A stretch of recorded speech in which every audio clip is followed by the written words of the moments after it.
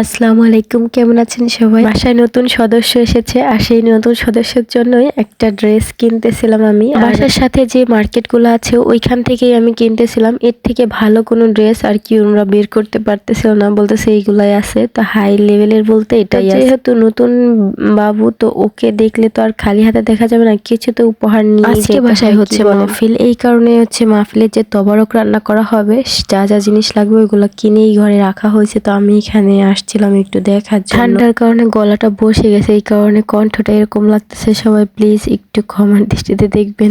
Exactly যেহেতু মাহফিল, তো আসবে লোক অনেকজন আমাদের বাসায়ও, তো এর জন্য কিছু তো রান্না করার দরকার। আমি হচ্ছে মুরগি বসাইছিলাম আর গরুর গোশত ওইটাই রান্না করব। অনেকে দেখা যায় মুরগি খায়, কেউ গরুর গোশ খায় না। এর জন্য বিশেষ করে আমার শ্বশুর আব্বাই তো হচ্ছে গরুর গোশ খায় না, মুরগি খায় সে, তো মুরগি রান্না করতেছিল। আয়ান কান্না করতেছিল, আম্মু হচ্ছে মেলায় যাব, মানে আমাদের এইদিকে মাহফিল হইলে অনেক হচ্ছে না, তারপরে কসমেটিক এইসবের জিনিস দেখা যায়, মানে বসে ওগুলা। সে তো শুধু গাড়ি নিবে, গাড়ি ছাড়া অন্য কোনো কিছুই নিবে না, যাই দেখায় অন্য কিছু নিবে না, জাস্ট গাড়ি পছন্দ। অন্য কিছু যদি বলি যে ওইটা না, বলে পচা। আমি বলে গাড়ি তো পচা, বলে পচা গাড়ি। তারপরে কিছু খাবারের জিনিসও কিনে নিয়ে আসি। এখন যেহেতু লোক দোকানপাট গুলোতে, সেই জন্যই গেছিলাম, কারণ রাত্রে দেখা যায় অনেক পুরুষ মানুষ বা মানে ভিড় হয়, দেখতে গেলে পরেও সমস্যা। তো আসার পরে আমি রুমটা ভালো করে ক্লিন করে নিয়েছি, যেহেতু বিকাল বেলা অনেক লোক আসবে, তখন রুম টুম এলোমেলো থাকলে ভালো লাগবে। তো আমি এদিকে হচ্ছে আবার দেখতে যাচ্ছিলাম মহিলাদের বসার জন্য যে প্যান্ডেল গুলো করা হয়েছিল ওইটা কেমন করে,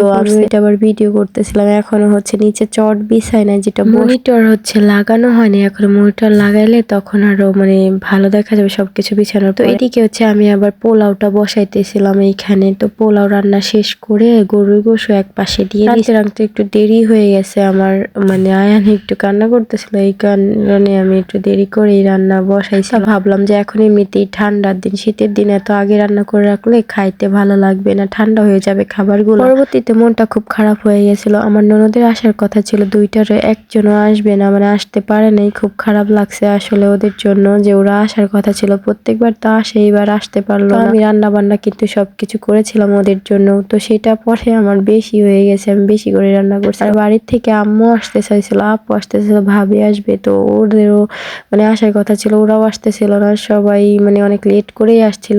আমি সন্ধ্যার সময় উপরে উঠে গেছিলাম, দেখি যে সব দিকে লাইট একদম সুন্দর মতো সেট করছে, অনেক ভালো লাগতো। এদিকে আমি ভাবছি একটা পুডিং বানানোর জন্য, তো ওইদিকে হচ্ছে ক্যারামেলটা বানায় আমি আবার দুধটা দিয়ে দিচ্ছিলাম এর মধ্যে। পুডিং বানাইতে গেলে একটু হচ্ছে ক্যারামেলটা বানানোর মেন প্রসেসটা ভালো হইলে ভালো লাগে পুডিংটা খাইতে। বেশি পড়ে গেলে ক্যারামেল ভালো লাগে না, বেশি হালকা থাকলেও ভালো লাগে না।